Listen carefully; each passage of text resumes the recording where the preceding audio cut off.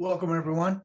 Thank you for participating. Dr. K.O. Crosby is our guest today. K.O. has practiced in Fresno, California, where he's lived pretty much your entire life, haven't you, K.O.? Yes, yes, And practiced dentistry for close to 40 years. yes. And K.O. is started working with us at Whitehall late in 2020 with the goal of bringing in an associate and have that and result in a transfer of ownership where the associate would purchase the practice and KO would continue to work kind of as he wanted as the new business entity moved forward.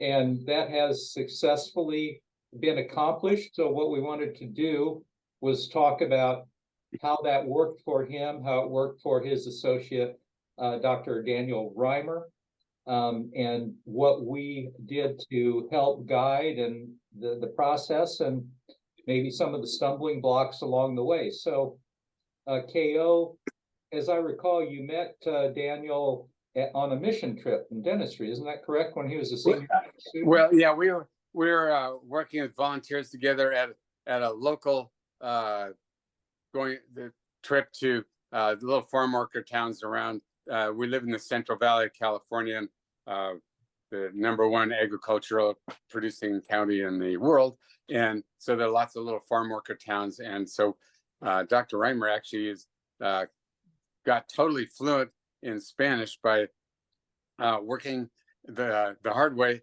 at a packing plant, and he's the only guy with blue eyes there, and I was totally fluent in Spanish. So anyway, we've gone to different places over 20 years, and he was a college student volunteering, and I think he was considering medicine at one point, but like we've experienced with other friends and family members, when they got to see what Dad does or what one of their friends does or somebody like me that he just met, he saw the hands-on stuff and decided he wanted to go for dentistry.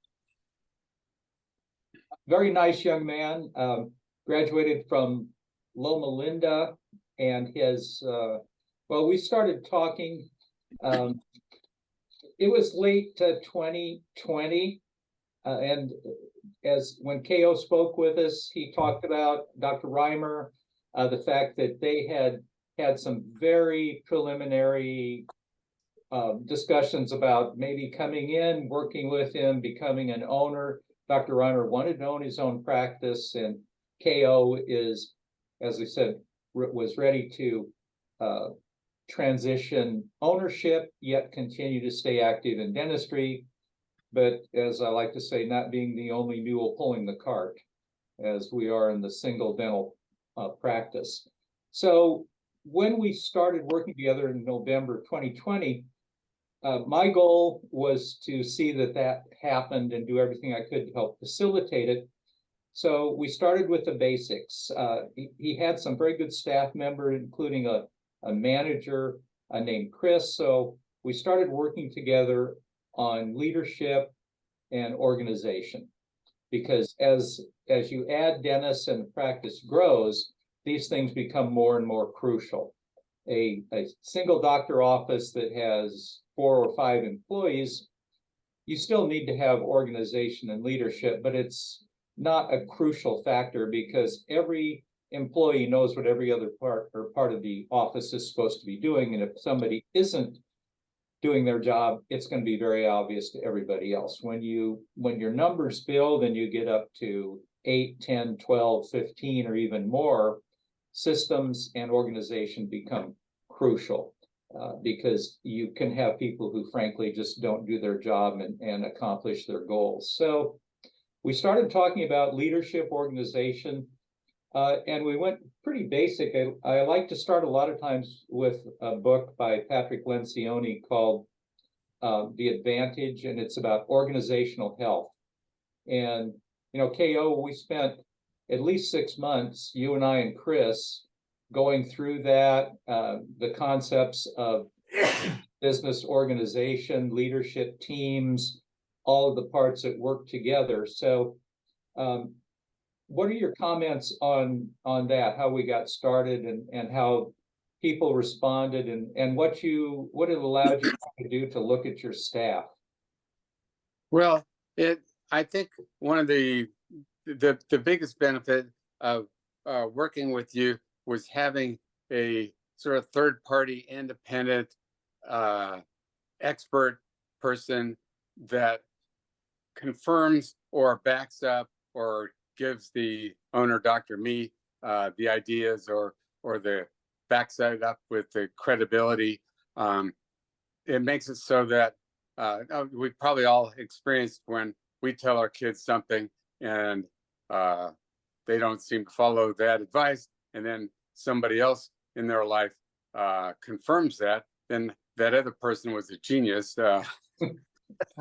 and help them out. So going through those principles, and because I never had stuff written down, I in the years past, years and years ago, had a guy who was not a dentist and not that experienced, but worked as a consultant, going over his stuff with me. But he just sort of had one canned spiel and didn't have the background and the breadth of experience. So anyway, going over these individual principles in the book. In fact, each of us had a book and could underline and talk about those things, and then making with sort of this, it wasn't a pie chart, it's more like a number of circles around that converged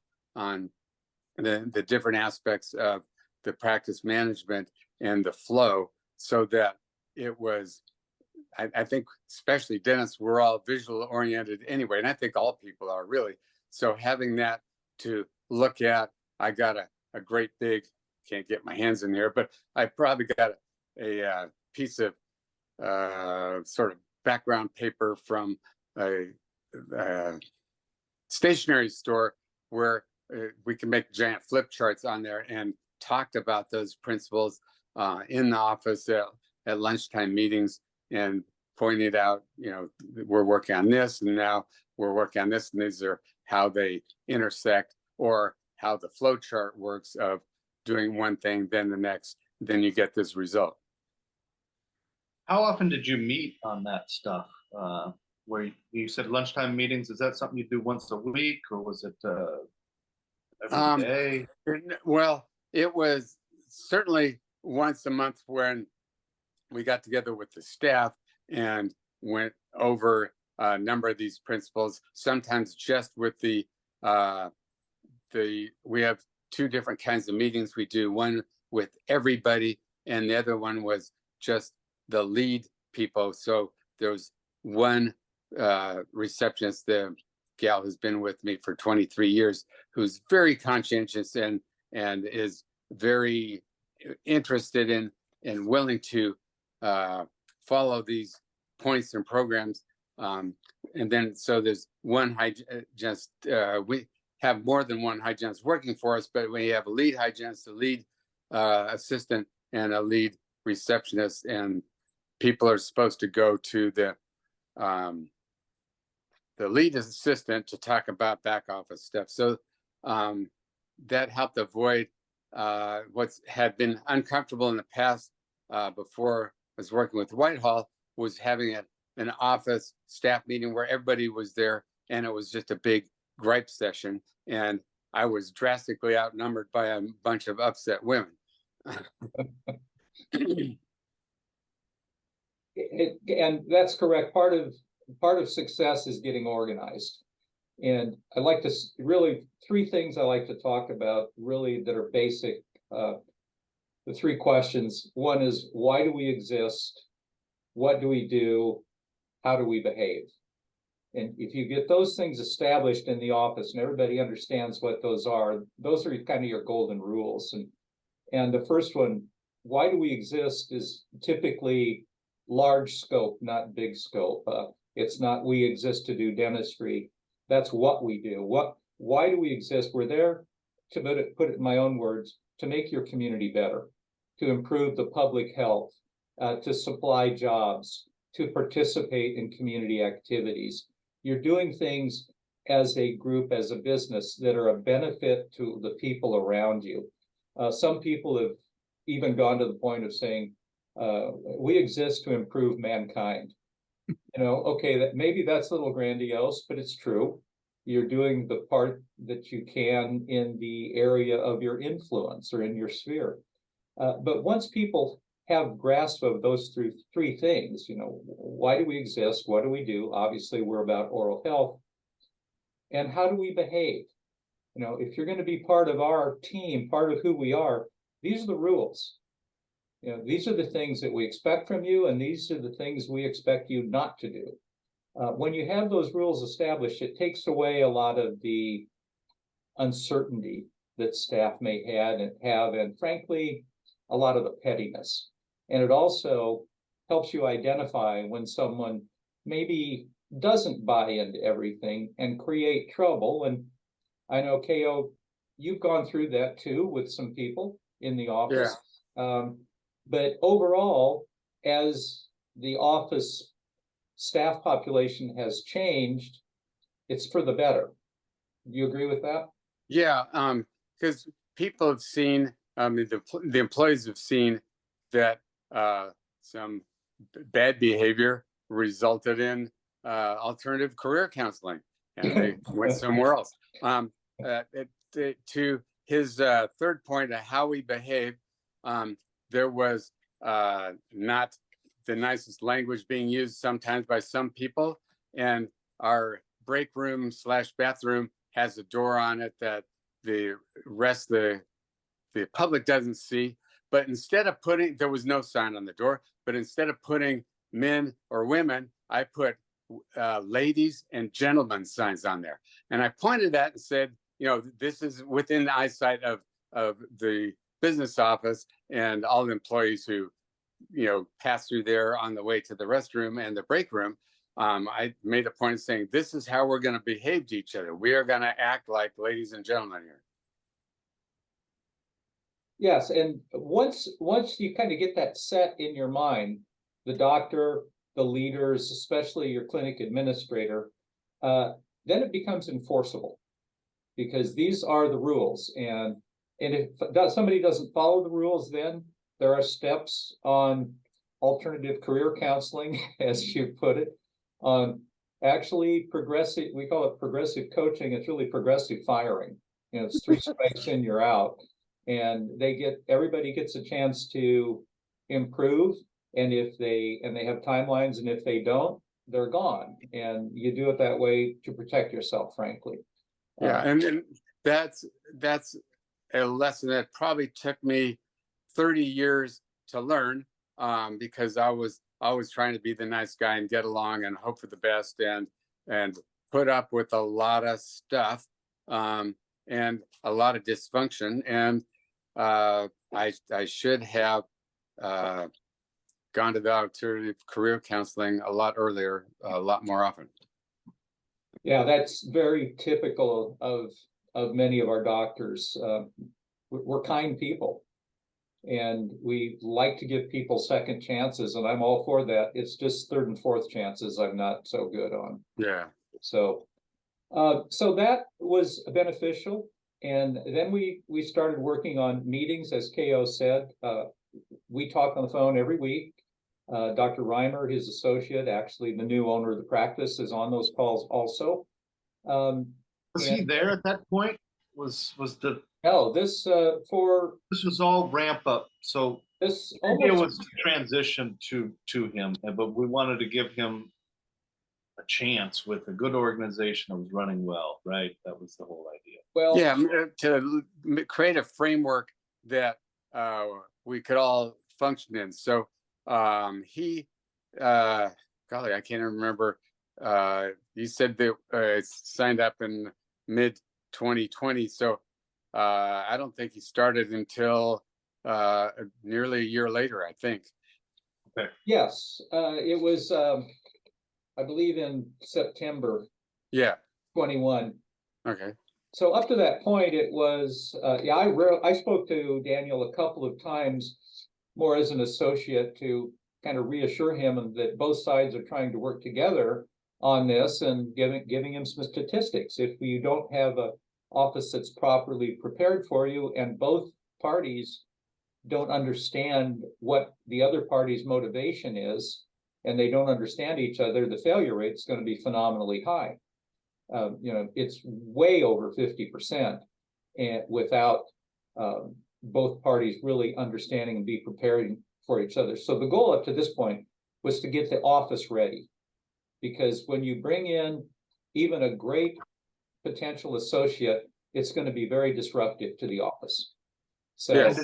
Dr. Crosby, did you want to stay on after? Was that the idea, that you'd stay on as an associate and kind of work? Yeah, we actually changed how we were going to do this drastically after already playing the game. And initially, through the counsel of my CPA who had done something like this for his brother, we were going to do what he called an earnout, where the associate was going to get, let's say, a flat salary, and not exactly, but let's say everything above that was going to go toward the purchase price. And the purchase price was set before he started. That I knew that had to be cut in stone there. And we were doing that for at least a year. And I think I would have to ask him and the CPA, but I think the CPA said, finally, why don't you just buy it and then you'll own it and you can control it. And he was convinced that, and it's true, that he was going to be able to make it, not just with him working, but in fact, just this Thursday, he told me as we're driving along together that he and his wife were wondering, how long do I want to be around? I'm working 3 days a week right now. I dropped just one day, Fridays. He started from the beginning working 5 days a week, but he told me that he was just wondering how long I wanted to keep working. And I said, I'm happy with having a 4-day weekend every weekend. And that seems to be working out. He has a brother who's in dental school and going to graduate in the spring. But he said that his brother wants to stay in Southern California and work for some big clinic, DMO or something like that. And then, get experience, and then who knows what. His bigger mistake will be to fall in love with somebody in Riverside and never come back. yeah. So anyway, we changed it to where he purchased it in March officially, and put down $100,000 as a down payment, and then is making payments monthly, which I can, and he can certainly pay it off faster.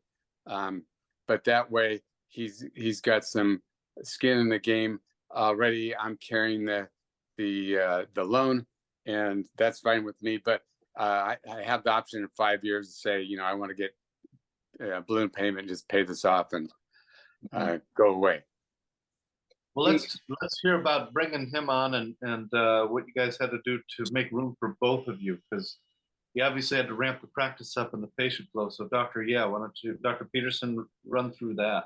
Yeah, KO had 6 ops in the office, and one of them was not really very functional. So that was brought up to speed so that it was more usable. We also added another hygienist because they had lost or deleted or lost enough hygiene patients during early COVID that they were down one hygienist. They found another one, got their 2 full weeks of hygiene in a 1 week time. So two every day.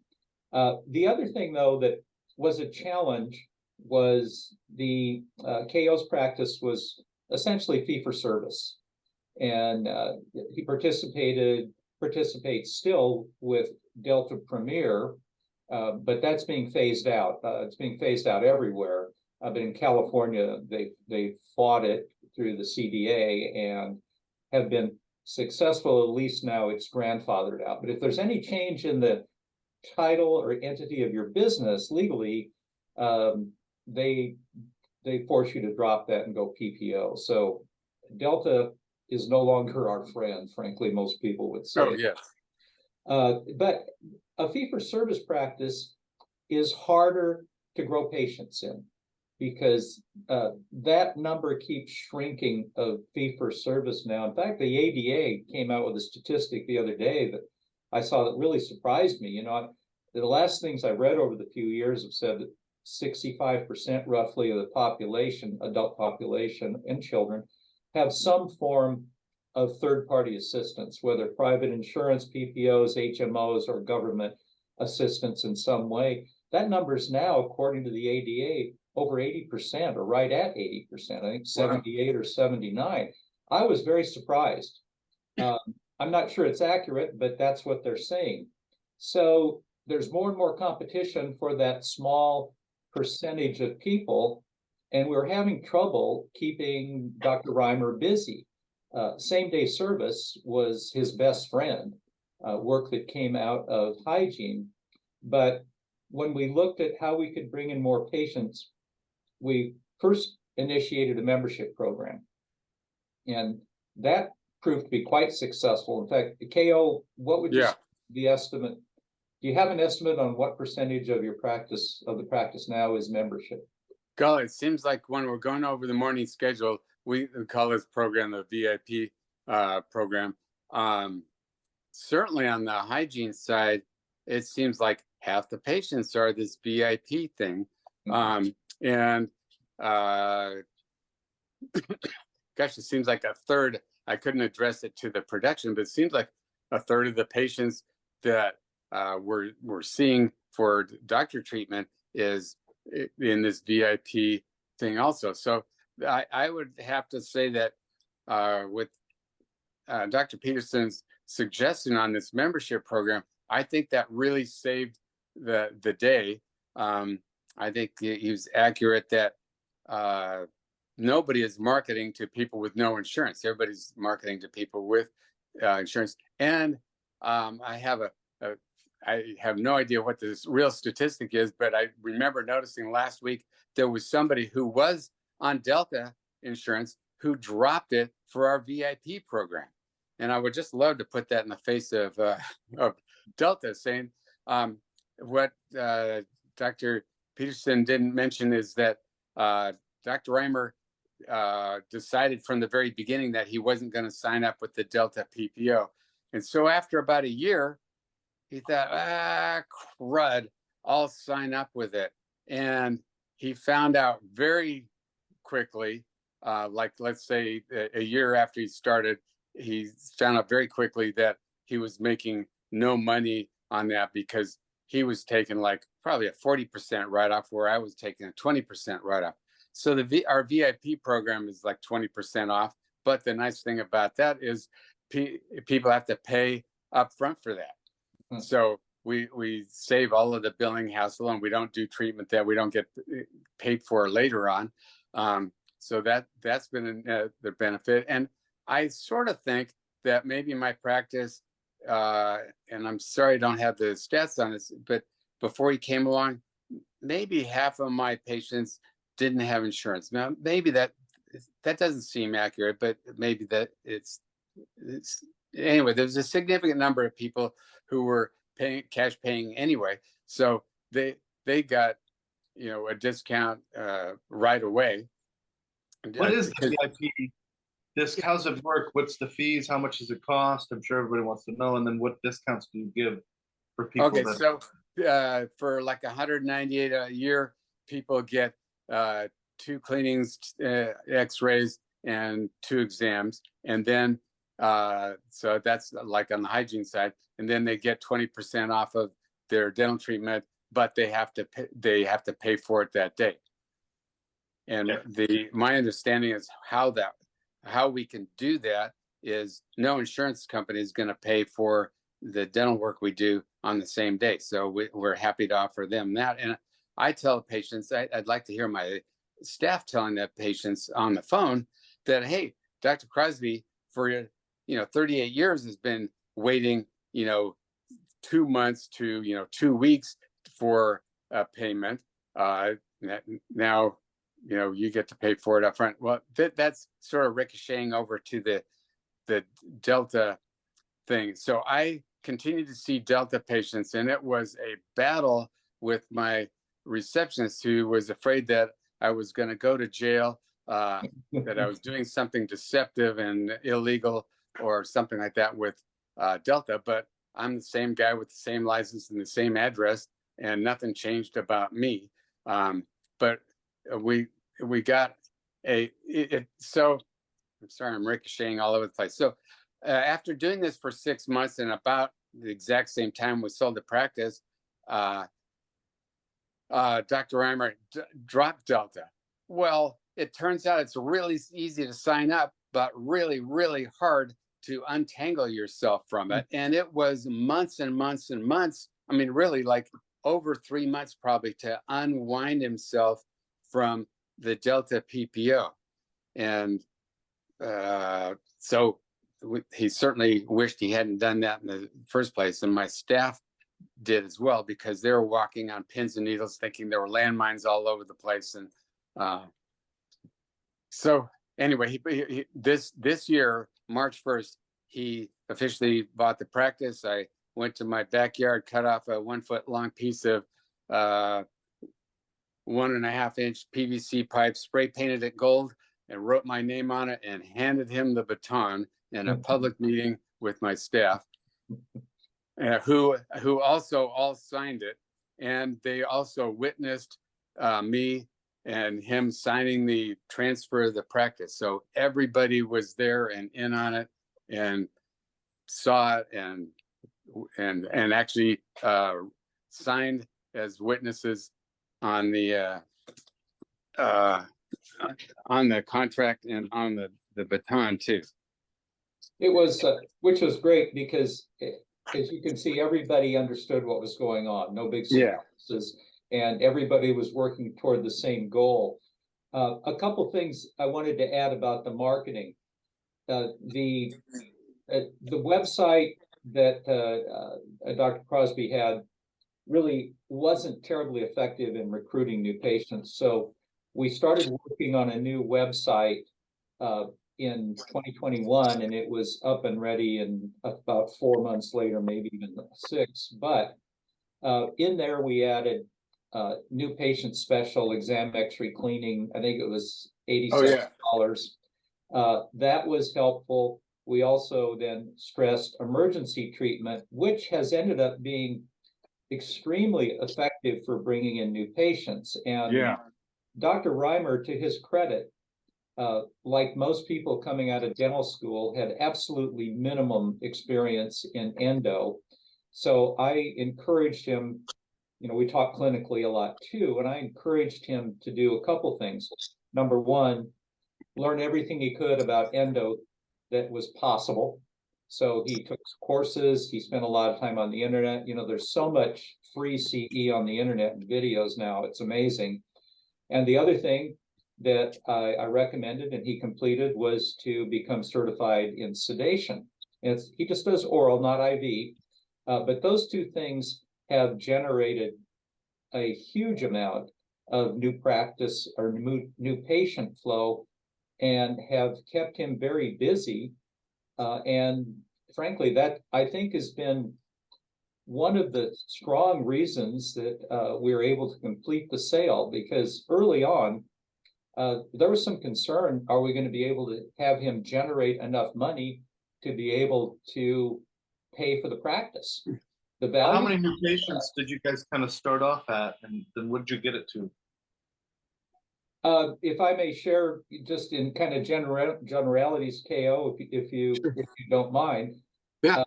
The practice was with KO was producing gross around $1 million a year, and net about 80. That's pretty 800, I should say.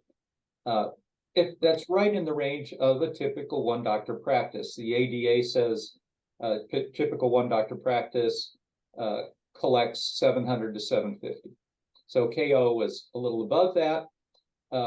As of mid-November this year, and this includes through the transition and KO cutting back, they're already gross production at over 1.6, and they're going to end up probably close to 1.8 for this fiscal year or calendar year. So you can see the practice has increased a lot.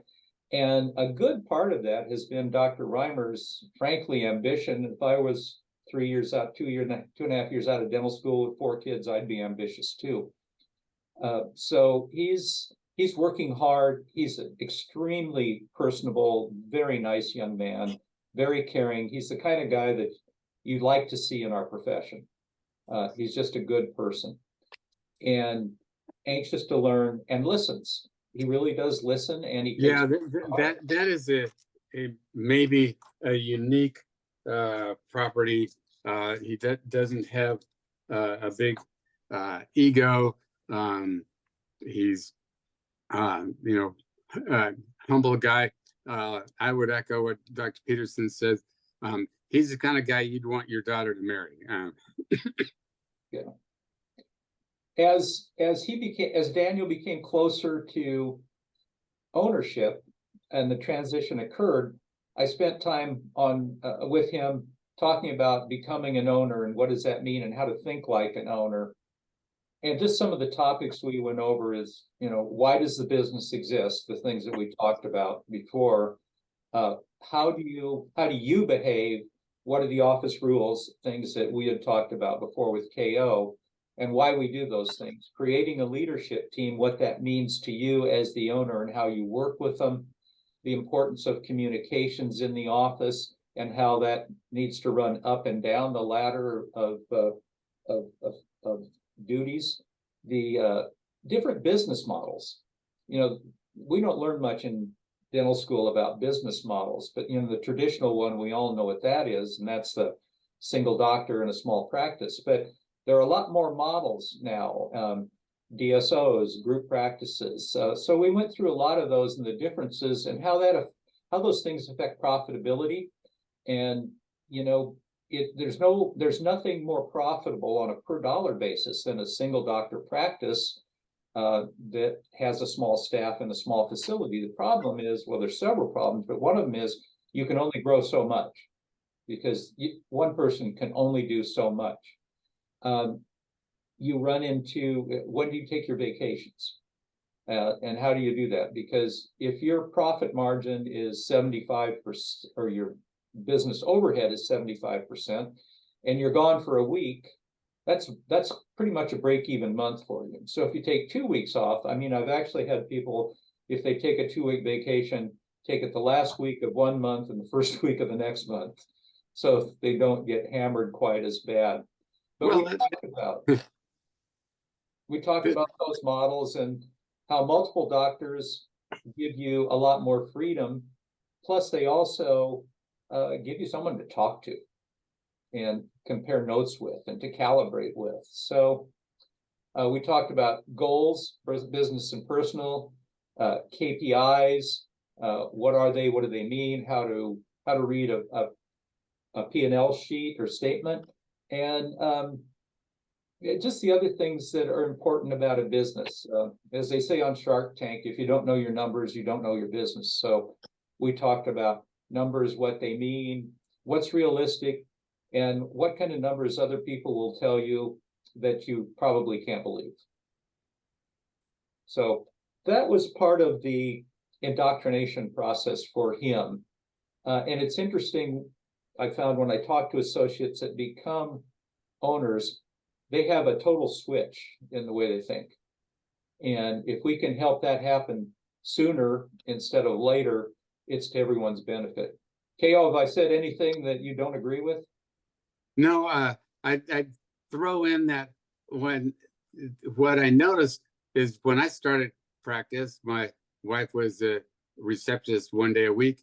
And, we started out on a tandem bicycle going 5 miles an hour. And the transition when we had the bus with 8 employees going 65 miles an hour down the highway and then asking him to take the driver's seat was felt like a near catastrophe in that 1 month because we had this Delta stuff, and it, it that the help that Dr. Peterson had I helped out with, I think, was immensely beneficial to Dr. Reimer, because there were times where I felt like I needed to throw him off the seat and grab the wheel because we're about to crash. So having the third set of eyes and hands and the experience there from Dr. Peterson, I think helped probably a lot more than I realized. It would probably be beneficial to talk to Reimer and ask about that, because that transition was really scary. I have to throw in something else about this transition that I don't know how you can prepare it. I mean, obviously you're interested in preparing other people like me and him for this kind of thing, the transition. Nobody told me or warned me or could have helped me probably in all of a sudden with the signature of a pen, I'm Dr. Nobody. And I'm not the guy, the man, the myth, the legend, the owner, the guy who built the practice and built the building, and the guy who signs everybody's checks. Gone like that. And that was a real uncomfortable, not fun feeling. Now, maybe somebody gets a big check and walks out the door and closes it and walks away, it goes to his golf clubs. Maybe that's a terrific feeling. But I got to tell you, this was and sort of still is an awful feeling. And I don't know how you can prepare the next guy like me for that, other than to tell him that's what it is. But what it hit me when we're in our morning staff meeting, and kind of Dr. Ryan, we're all standing in the lab, but he's standing a little bit in front of me. So I'm behind him, and we're going over the schedule, and the receptionist, Chris, says, well, Mrs. X is coming in and she owes $200. Should we let her extend the payments? And she's looking at me, and I start pointing to the guy in front of me that now it's time for her to ask him. It's a tough part because you face the change in your own life. It happens. My mortality.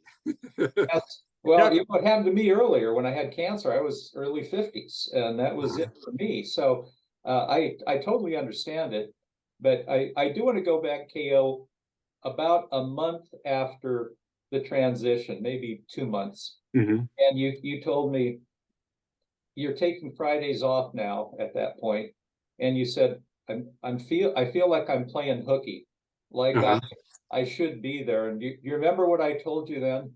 No, I'm sorry. What I said was, you'll get used to it. Oh, yes. Yeah, I do remember.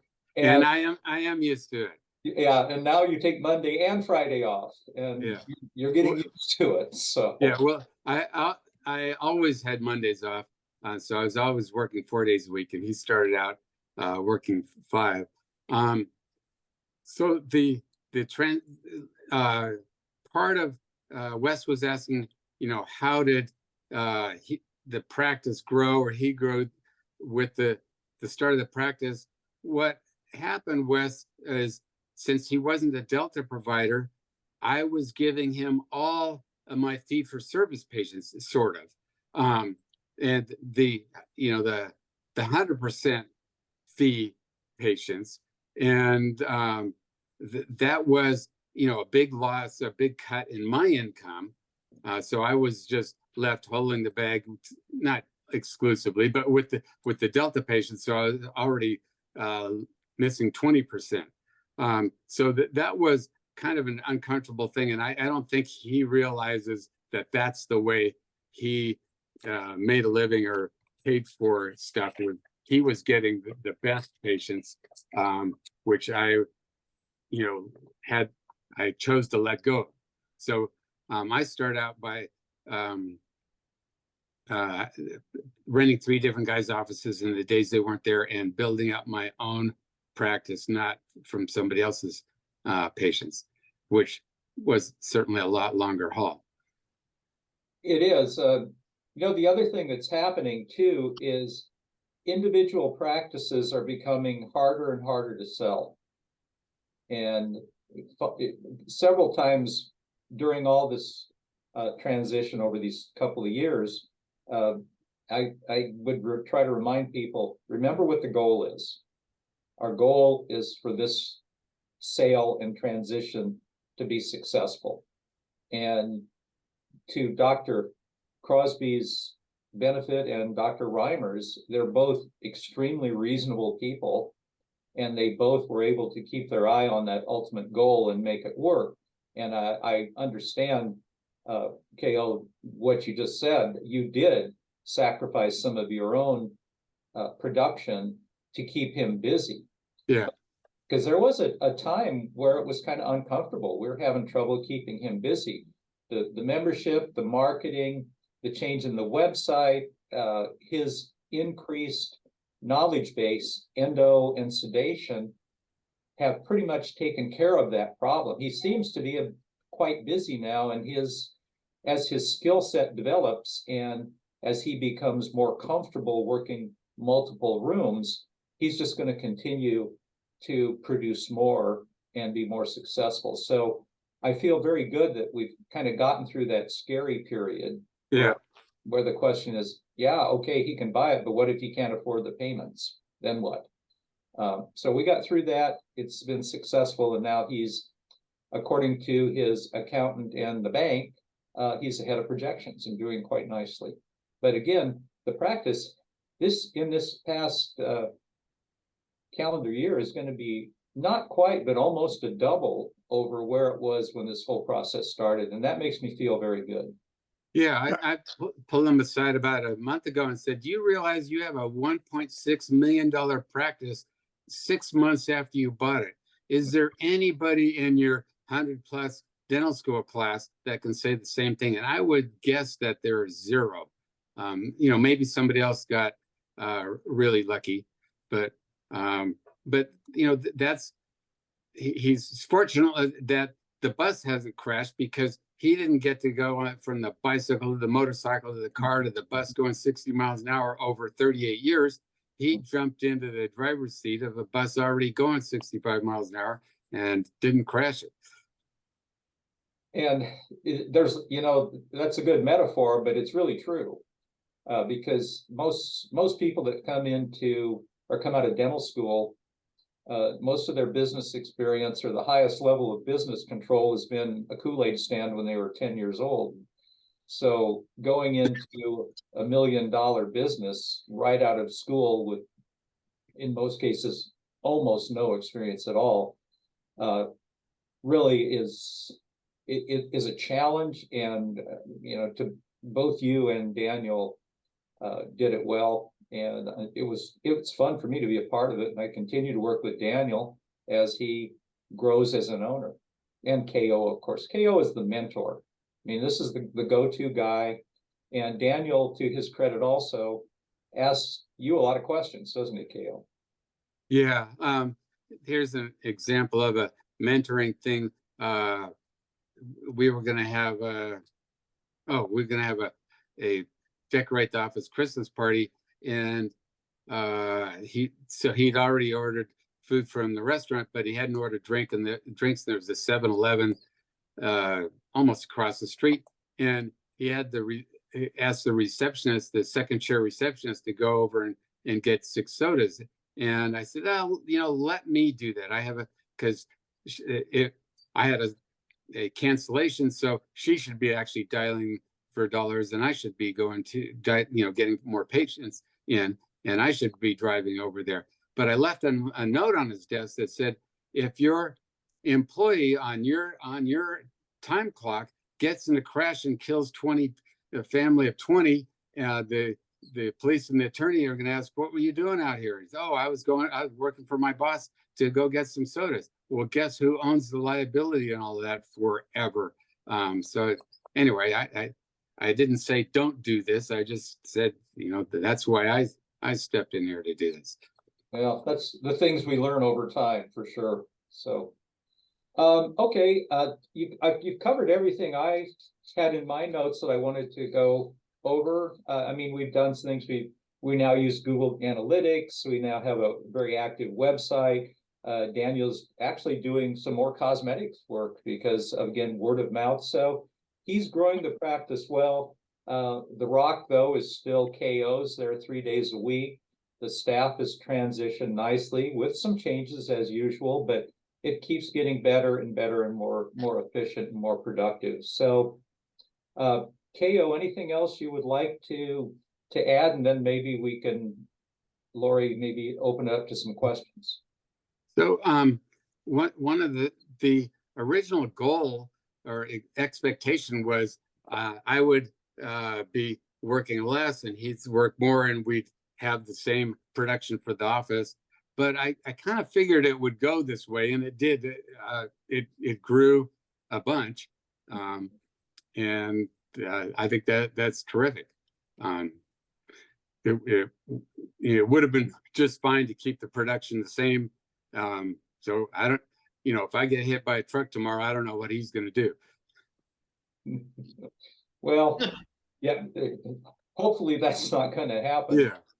But for two guys, one fresh out of school and one who's cutting back, to be producing in less than 12 months, 1.6, I'd say that's a pretty good accomplishment. Yeah. Oh, I feel great about it. Doctor, can I ask a question? Sure. I have a theory that in these handoffs, these transitions that we talk so much about, hygiene plays a much bigger role than we discuss so often. Mm-hmm. In other words, we work with practices that there's so much turmoil, hygienists leaving, being rehired, leaving again, until that other treatment relationship with hygienists is almost non-existent, making it hard for this kind of handoff.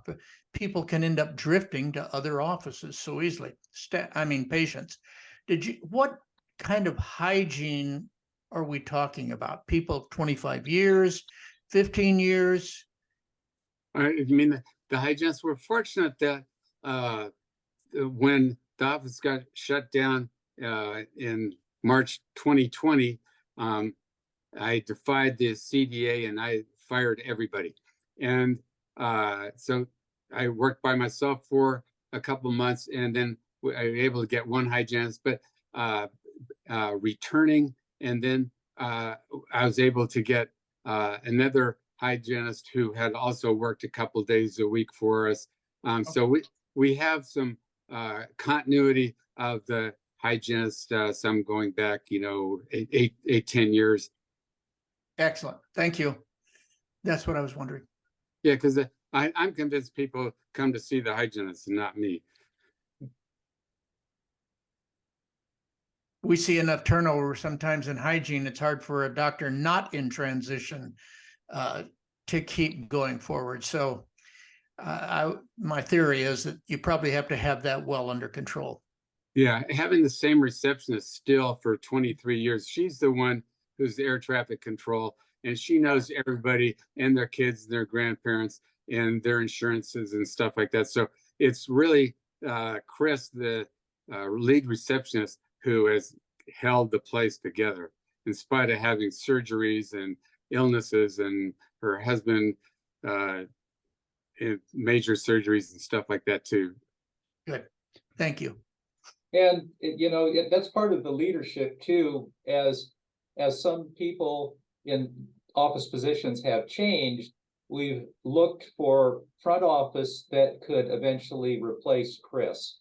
And so she's the person that's currently identified as that possible person, is being coached up the whole time, working directly with Chris, KO, Dr. Reimers, because there will come a point, we don't know when it will be, that Chris will not be at the office anymore.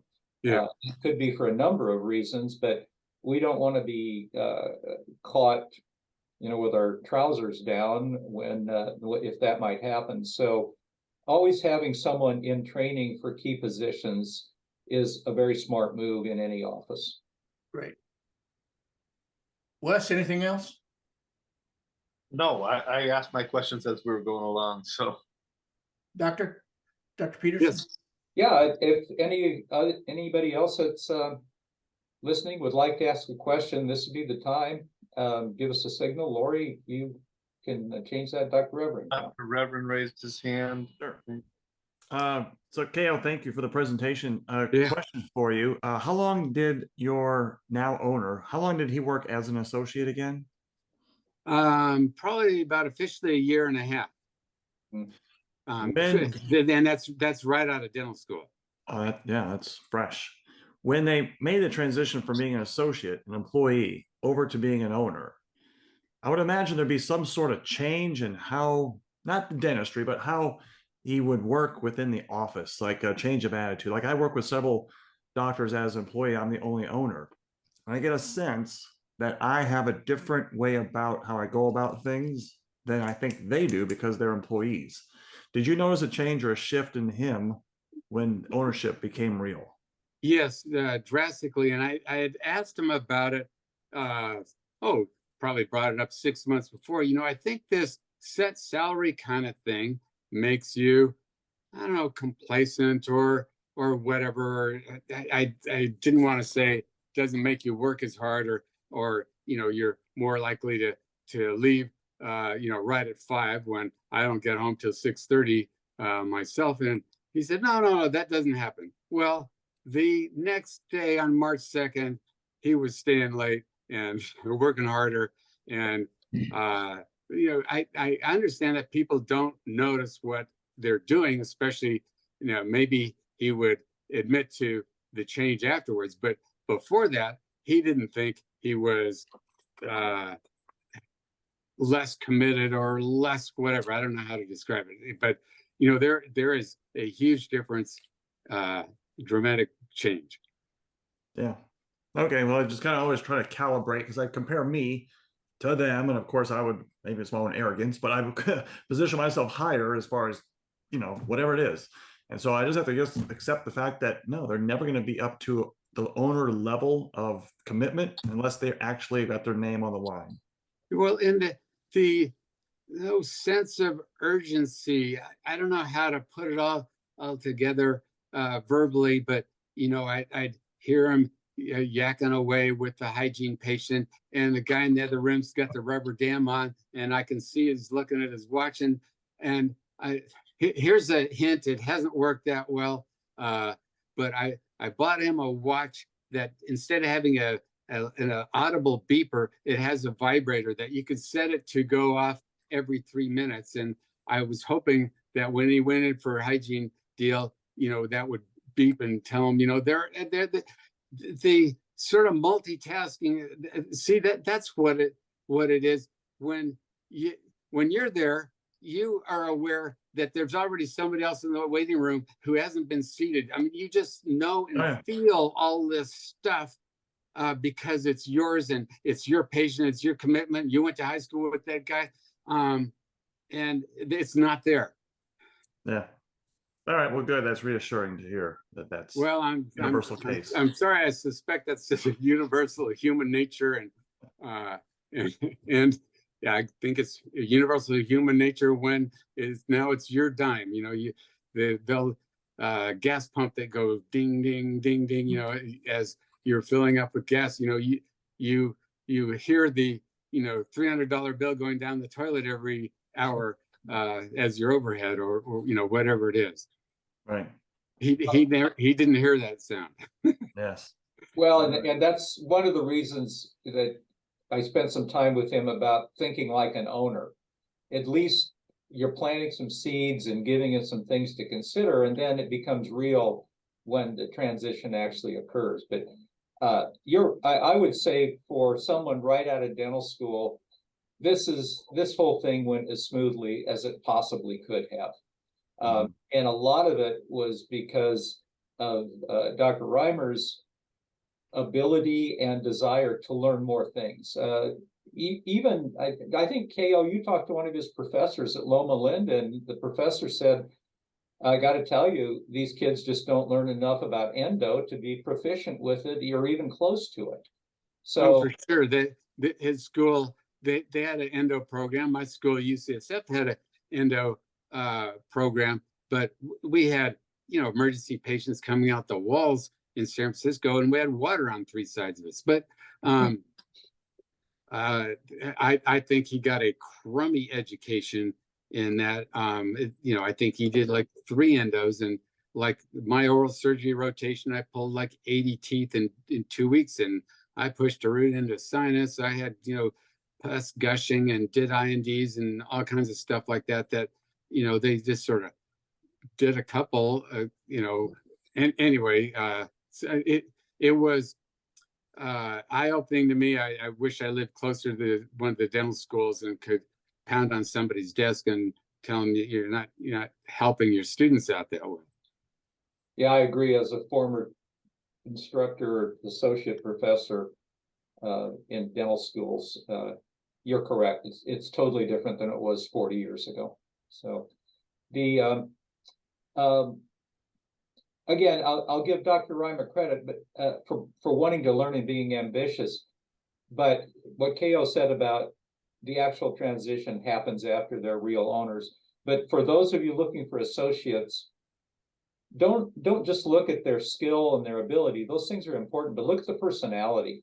Oh, if you don't have the right kind of person, I mean, Ko, this wouldn't have worked if you'd have had some arrogant guy who already knew everything. yeah. And there are, all kinds of different personality tests, MMPI, and other things that kind of will tell you and tell them. A friend of mine does these Brinkman evaluations of personalities, and it's embarrassing to see those things read your mail. I mean, it read my mail exactly where my pluses and my minuses are. And I would think, I would agree with Dr. Peterson. I think you'd be better off spending some effort, money to get a personality compatibility test. Let's say this is like a dating site. You want to know if this marriage is going to work out or not. A friend of mine has had a number of associates, but he never had a skin in the game where the person had a pathway to owning the office. And I think, a number of ambitious guys worked for him and then left, and he missed it. Now he's my age, and he would like to do some sort of transition, and there's still opportunities, but I think he potentially missed a couple. Good. Anybody else? Yes. Yes. Ko, you said you're holding the note on the buy-in. Is that right? Yes. I was wondering how Whitehall feels about that approach. I know some people, not in dentistry, but in other businesses, that have gotten completely burned on something like that. It's an issue as long as you're so out of it, you can't return. If your skill set is gone, if you're aged or whatever, I would be careful about it. But Ko's still in there. He's still checking in. Okay. Yeah, this happened to a friend of mine who was a resident with me. He bought somebody's practice, and in a couple of years, my friend died, leaving a little kid. And the owner had a great reputation, and he had to come back and keep his practice going and sell it a second time. Yeah. Why did you decide to do it that way versus making him go to outside financing? I didn't think he was going to qualify for outside financing. My understanding was that people need 2 years track record to get a bank loan for stuff like that. So he did get a loan for a down payment, which I thought $100,000 would keep him in the game. Mm-hmm. Plus, in theory, then I'm not paying taxes on a big lump payment that I get, Right. And I'm still working there, so I'm earning an income, and he's paying me a couple $1,000s a month toward the payments of it. Right. Okay. Thank you. Banks are handling loans for practices in a tighter fashion than they used to. Even I had a couple, husband and wife, both dentists in Albuquerque, that had a $2+ million practice, and they brought in an associate, worked with them for over a year. He was 4 or 5 years out of school, producing very well. The owner offered him the ability to buy the practice for 1.2, which I thought was extremely reasonable. It was below kind of the going rate at that point. And even then, the bank's maximum loan, with this associate's earning history for over a year, maxed out their loan at 800 and required the owners to do a second note for 400.